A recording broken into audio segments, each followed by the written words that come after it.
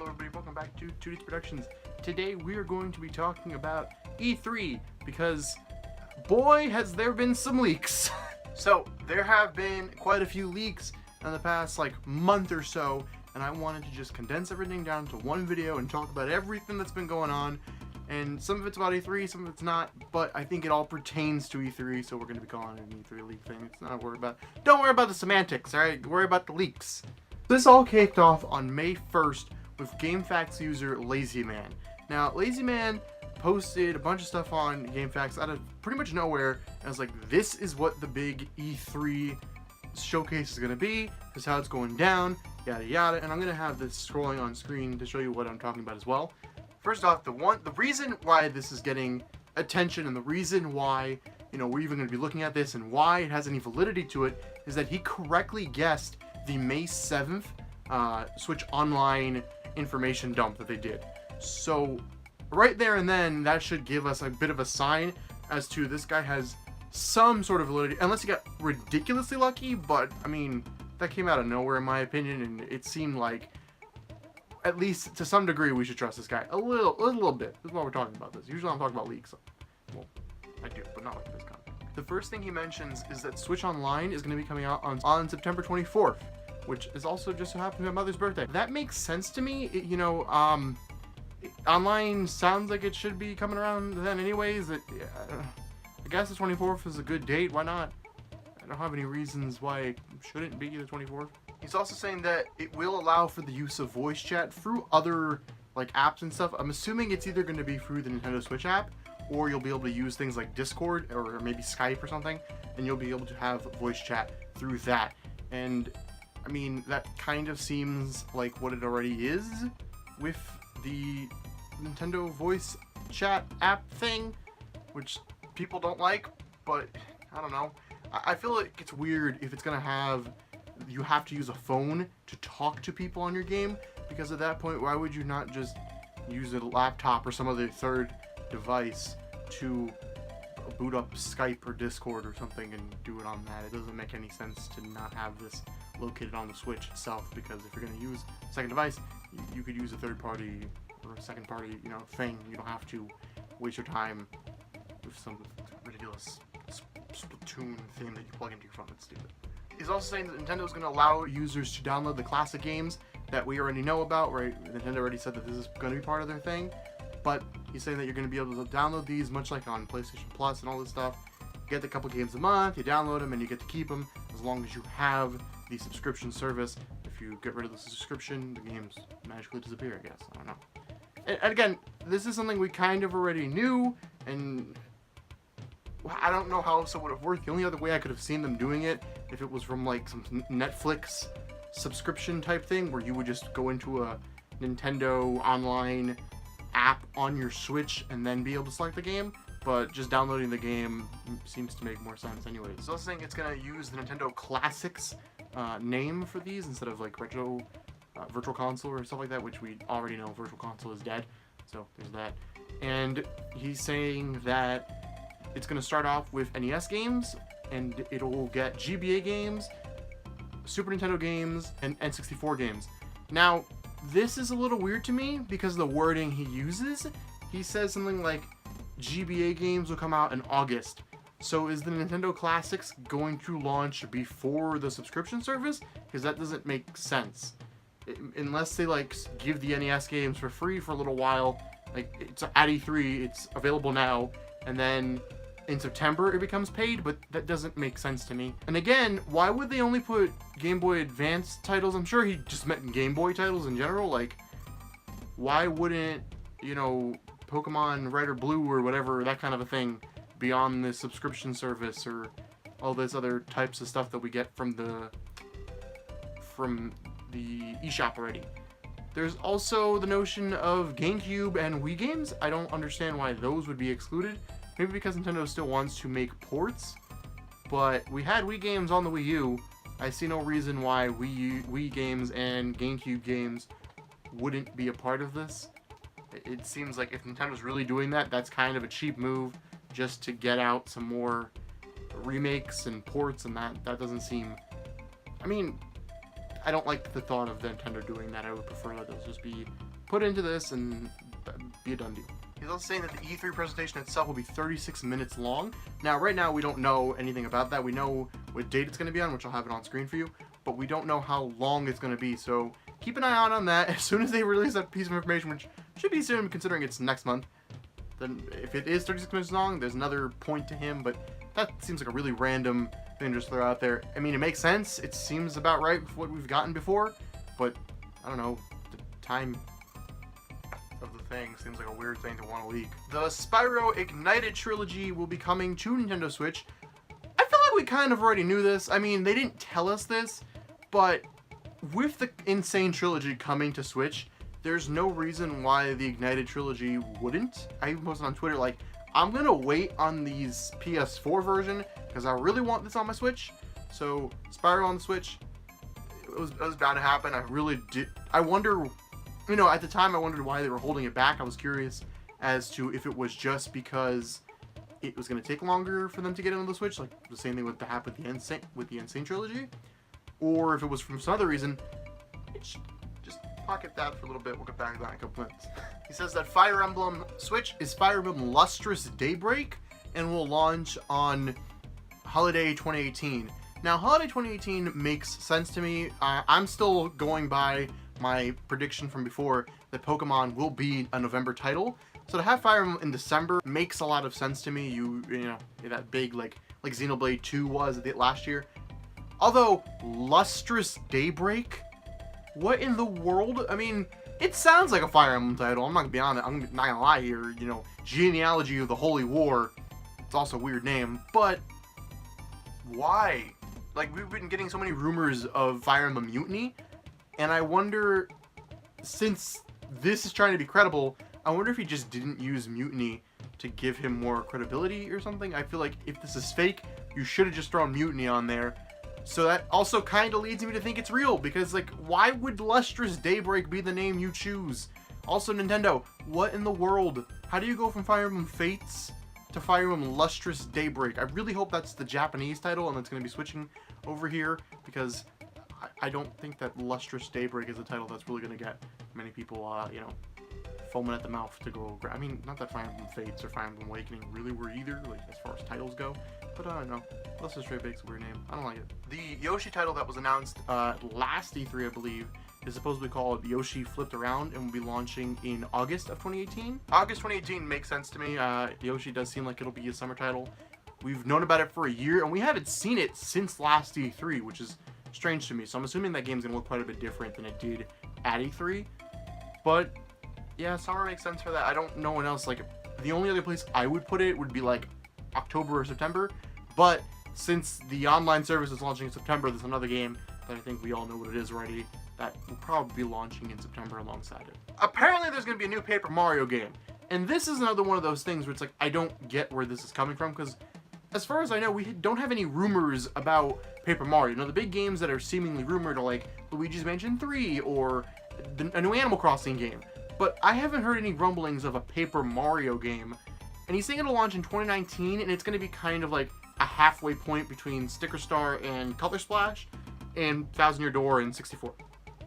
It'll have party members back, but it's still going to have stuff, you know, the new adventure stuff that they have in Color Splash. And, I mean, we'll have to see what it's like. I personally really want Paper Mario to return to its RPG roots and just become that again, especially because I don't see Mario and Luigi continuing on Switch. Personally, I just don't think it's the right platform for it. So I think they should bring back Paper Mario and make that an RPG again, but, you know, Nintendo will do what Nintendo wants to do. Hopefully, eventually, we do get a full Paper Mario RPG again. But I don't know, 2019 Paper Mario, I guess that sounds fair. It makes sense, I guess. I can't really knock that, but we'll see. Now, here is the craziest thing to me. He's saying that we're going to get Mario Odyssey DLC with 3 new playable characters, which are Luigi, Waluigi, and Wario. Now, that seems very strange to me, mainly because Waluigi's involved, because we've never had a playable Waluigi, and I know everybody wants that, and I know it's been a long push for Waluigi to get his own game and whatnot, but he's saying we're going to get 70 new moons, probably new lands along that, and playable Luigi makes sense to me, although if Luigi's playable, who's going to become the character in Luigi's air bubble balloon thingamabob? I don't know. But they have the Luigi model, so it makes sense that Luigi will become a playable character, and hopefully we can get like a cool like Luigi's Mansion stage. I'll be making a video about this specific topic later on down the road, especially if we do get this at E3, but I may make it before E3. But yeah, eventually I'll be doing my hopes for a DLC of Mario Odyssey, because I do think that game will get DLC at E3. I do believe that's going to happen. But it seems far-fetched that we're going to get playable Waluigi. That's a little too far for me. I don't know. I would love it. I'm a big fan of Waluigi, but that does seem like way out in the rumor mill. We're going to be getting Call of Duty 4 Battle Royale, so the main Call of Duty 4 won't be coming over to Switch, which I guess makes sense. And it'll be like a Fortnite Battle Royale type mode thing. I don't care about this at all. Sega's gonna be remastering their own games under the name of Sega Ages, and apparently Sonic Adventure 1 and 2 are both under this thing. And if we're gonna get like brand new HD versions of Sonic Adventure 1 and 2, I'm hyped. Love Sonic Adventure Battle 2. Love the original Sonic Adventure. I know they're glitchy. I know a lot of people don't like them, but I love those games. I grew up on Sonic Adventure Battle 2 on GameCube. So for that to be on HD on the Wii along with like Spyro, oh, I'm done. I'm done. That's it. That's my entire gaming childhood. Pokemon's coming. Switch will be the best console in the universe. That's it. Put Sonic Adventure Battle 2 on every console. Do it. Go back and like put it on Wii U. Put it on everything. Sonic Adventure Battle 2. It's a great game. Play it. If you don't like it, you're wrong. The new Sonic game that has been teased, but we don't know anything about it yet, is apparently going to be called Super Sonic Racing, and it'll have like actual make sense racing for Sonic. So Sonic won't be in a car, he'll be running because he's fast, and like Tails will be in a car because Tails isn't as fast, or like Amy will be in a car, similar to the original Sonic racing game that they did with the Tails doll and all that stuff. It makes sense. I get it. I think that with the lack of a Mario Kart 9, it makes sense to get a new racing game in there for Sega, and also they have Racing Transform. They've always done their own thing. So Super Sonic Racing sounds like it makes sense, but that's also kind of a dumb title. We're going to get a Metroid Prime 4 gameplay trailer, and we'll get a release date of 2019. It doesn't say when in 2019, but we'll get 2019. That makes sense. I think Metroid Prime 4 will be coming out in 2019. When it was announced at E3, I thought it would be coming out this year, but at this point, we're in May, and we have Smash Brothers coming. Supposedly, we have Pokemon coming. We have Fire Emblem coming. I just don't see any space. And Yoshi. There's just no space for Metroid this year. So I think it does make sense to push it over to next year. Even if it's like February of next year, I think it's a good idea to move that over to 2019. He's also saying that Pokemon Switch will be remakes of Red and Blue. And I'm just going to pocket this because there's another leak that we're going to be talking about in a little bit that will talk more about Pokemon. But that also seems to give this more credibility, and we'll talk about that in a second. The last leak that he mentions is that the reason the Ignited trilogy, its reveal on Switch, was pushed back is because both Crash Bandicoot and Spyro will be playable in Super Smash Bros. And we'll get those characters in little trailers at E3 along with Captain Toad. And Crash will also be getting his own amiibo. Now, realistically, if Spyro and Crash and Captain Toad are all in it, they'll probably all get amiibo because there's no way they're not going to make a new line of Smash Bros. Amiibo. That made way too much money the first time. But if you see in my top 10 Smash Bros. Videos, the 3 that I made, Crash and Spyro are on that list, and I would love this. I think Crash seems pretty likely to me at this point. Spyro is the one where I'm like, really? I mean, I love Spyro, don't get me wrong, I would love Spyro to be on there. We know Activision has a good relationship with Nintendo because Donkey Kong and Bowser were in Skylanders, so there's no reason for them not to be there. But the weird thing is that Crash was a PlayStation-only exclusive for Skylanders. And yes, the Insane Trilogy has now branched out into different consoles, but we'll just have to see. I love this idea. I love the idea of Crash and Spyro coming into Smash. I think Crash Bandicoot is like the last big, out third-party character we need. Aside from, like, I guess Banjo-Kazooie, but that's a different story nowadays. And I think that would really complete the Smash roster. So I'm all for Spyro and Crash and Captain Toad to be in the new Smash Bros. He also says that Smash Bros. Will be releasing alongside the online launch, so I'm assuming it'll be September 24th as well. And that Ice Climbers will be revealed during the Treehouse event. All of that makes sense to me. Ice Climbers are going to come back. Wolf's also probably going to come back, so. And again, if they're going to launch an online service and Smash Brothers in the same year, it makes literally no sense to not have them in the same month. Also, Five Nights at Freddy's is coming 2018. Who cares? So to back up this whole Smash Brothers thing, YouTuber Etika said that he's been getting, inside rumblings and people telling him that Crash and Spyro are both in Smash Brothers. So, I mean, listen, I'm not one to super trust Etika on stuff. I'm not personally a big fan of his, but there's too many things falling into place right now for that to not be a thing. And to back up this leak even more, we've gotten another leak. So let's get into that. So, Emily Rogers tweeted out or put out an article, whatever, in a blog post, that Pokemon is going to be coming in 2018. She doesn't know if it's going to be a new game, she doesn't know anything about anything, but it'll be coming out in 2018, and we're going to get an announcement this month. Then, we had someone leak, out of nowhere, Pokemon Switch is 2 games, and they'll be called Pokemon Let's Go Pikachu and Pokemon Let's Go Eevee.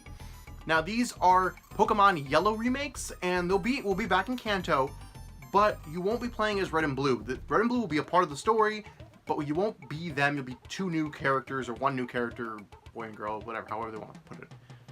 Now, I'm gonna assume that this is a post-Alola Kanto. And why is that? Well, first off, we got an adult Red and Green in that, or Red and Blue, whatever you want, Gary and Ash, whatever you want to call them. We got adult versions of them in Sun and Moon. And also, spoiler warning for Sun and Moon here, at the end of both Sun and Moon and Ultra Sun and Moon, Lily in Sun and Moon goes back to Kanto with Lusamine, and in Ultra Sun and Moon, Gladion goes back to Kanto. So, if we already have Sun and Moon leaning in towards Kanto a lot, why not have the next games go back to Kanto? They're also saying there's going to be Pokemon Go integration. There's going to be an accessory that'll work for both. They're going to change the catching Pokemon mechanic to be more like Go. And this has me both worried and intrigued. First off, I want to say that it is incredibly smart and makes a lot of sense for Nintendo to want to lean into Pokemon Go. Pokemon Go was a huge success. Pokemania, for a very short amount of time, was back. And it brought in a lot of users who, in my opinion, probably didn't go flock into Pokemon Sun and Moon. Let's just be honest here. But now that Pokemon Go has been a huge success, and the Switch has been a huge success, there's a lot more users, especially users who haven't played Pokemon in years, who own a Switch. So why not go back to Kanto? Bring back those nostalgic fans, take a little while to go and develop Pokemon Generation 8. Don't rush it, because people have had a lot of problems with Gen 7. Let's just put it out there. I enjoyed the games, but there are issues, especially with Ultra Sun and Moon in its entirety existing almost is an issue. That game shouldn't have happened. Unfortunately, even though it is a fun game. But don't rush into Gen 8. Go into it easier, put out Kanto, and then on Switch, we'll get Generation 8, we'll get these new Kanto remakes, then we'll get Gen 8, then we'll get Diamond and Pearl remakes. And also, we've all been in this discussion about whether Kanto or Sinnoh or Gen 8 is going to be the first game on Switch. We've been talking about this for months. I did an episode of 2 Eats of the Camera talking about this, and that series died a while ago. So, leaning into that, it all makes sense for this to happen. He's also said that Pokemon will follow you around again, and that Pokemon are going to appear on the hub, and all this is going to be like an online hub. That all is fun and good, but what we're all worried about here, for most Pokemon fans right now, is the battle system, because the battle system in Pokemon Go is not deep, it's not fun, it's not great. I personally don't think they're going to lean into that. I think they're going to more lean into the capture mechanic, which Gamexplain had a great discussion today, where it's they'll probably just have you throw the Pokeball, and it's just another level of depth into the game. I don't see why they wouldn't put that in there just to bring in Go fans and give them some familiarity into this. But overall, I do think this is a very good move on Pokemon Company. I think this leak is 100% real. Another leaker, I think, it wasn't even the same leaker, gave us the title, and I'll put that up now, obviously, but the title, it looks real. Anyone could draw something like that, sure, but it looks real to me. The domain names for Let's Go Pikachu and Let's Go Eevee, the website names, have been taken now. I believe that Let's Go Pikachu and Let's Go Eevee have both been trademarked as well, or copyrighted. So there's that. And if you remember, a while ago, which I thought this leak was super fake, but a while ago, we had a leak of a trainer on a Lapras with an Eevee on her head, using the Sun and Moon engine, you know, an upgraded version of the Sun and Moon engine, which Let's Go Pikachu and Eevee are also supposed to be doing. So that seems like that was this game, and it was real. We also have the fact that the Pokemon Company is not being very secretive about this. You know, either they know about these leaks and they're trolling us, like they did with the Solaire Pose Chibi Robo and those kinds of things, or something. Nintendo might just be in the troll business now, but they've been posting a lot of stuff about Pikachu and Eevee for a while now, and if you've been paying attention, Eevee is the main Pokemon of the other trainer, I believe her name was Lisa, in the upcoming film. We all thought that Eevee was going to evolve into some new Generation 8 Pokemon. Seems like it's just a thing for this. It all makes sense, seeing that we still have the Zorora reveal that we haven't gotten. You know, we need that in a film first. So the 21st movie will be the Zorora movie. It'll tie into Let's Go Pikachu and Eevee. And the next movie will be for Generation 8. Quite frankly, it all makes sense. I'm still sticking with my release date. I think that's 100% sure now. I think we're going to get it. I think it was November 16th, I said. Whatever. Go back and watch that video. I'll link it below. But I think that's when the game's going to come out. I do think this will be a November release. And I 100% think this is real. Now, going back to Lazzymans' whole thing, he did say there will be red and blue remakes. It's possible that he just saw Kanto remakes. And even though it's going to be yellow, he just said it was red and blue. So that seems to lean that Lazzymans is also correct. So we might have just gotten all of E3 spoiled. But the leaks aren't over yet. We still got one more leak. For whatever reason, apparently Retro is working on a Star Fox racing game called Star Fox Grand Prix. We got some titles leaked, and apparently there was issues with a game Retro was developing, and that was thrown out because Nintendo was getting frustrated and Retro just didn't know how to make the game. And I don't know if that was Star Fox Grand Prix and they were making it and it's no longer going to be coming out, or if there was a game beforehand. Now, Star Fox Grand Prix, like I said, it's just a Star Fox racing game, which I don't think is a bad idea by any means, but it seems really weird to me that that's the route they chose, because, you know, F-Zero hasn't had a game in a very long time. And it's also interesting because if you guys remember, a while ago we got this Switch leak thing that says a bunch of titles on there, and it had like Pokemon Uranium and stuff, and Nuclear, which we knew wasn't going to be a name, let's just be honest here. But on that it has F-Zero Grand Prix. So I'm curious if Star Fox Grand Prix was the game and is now F-Zero Grand Prix, or if it was F-Zero and now it's Star Fox, or what's going on at Nintendo. I don't know. There's been a lot of leaks, and I don't know if Star Fox Grand Prix is true, but all of these seem kind of true to me. I'm going to be honest here. At this point, I think all these leaks, you know, Etika backing up the Crash and Spyro and Smash thing, Lazzyman being backed up by both Emily Rogers and this Pokemon leaker, not, you know, directly, but indirectly through the reveal of Kanto remakes. It seems like all these are real to me, and I do think all of these are going to happen at this point. So, we'll just have to wait and see. You know, E3 is in a couple months. In a couple months. It's next month. So that's really the only time we'll be able to know when all this is real. But that's it for today, guys. What do you guys think of all these leaks? Do you think they're real? Do you think Nintendo needs to, you know, get some tape or something? You know, put it around that pipe? Because we've been getting leaks for a long time, man. There's enough with the leaks. I mean, not that it matters. If we get Crash and Spyro and new Pokemon and everything in this month, who even cares if it was leaked? We're all going to be excited the same way. So, that's all for today, guys. See you next time. Bye.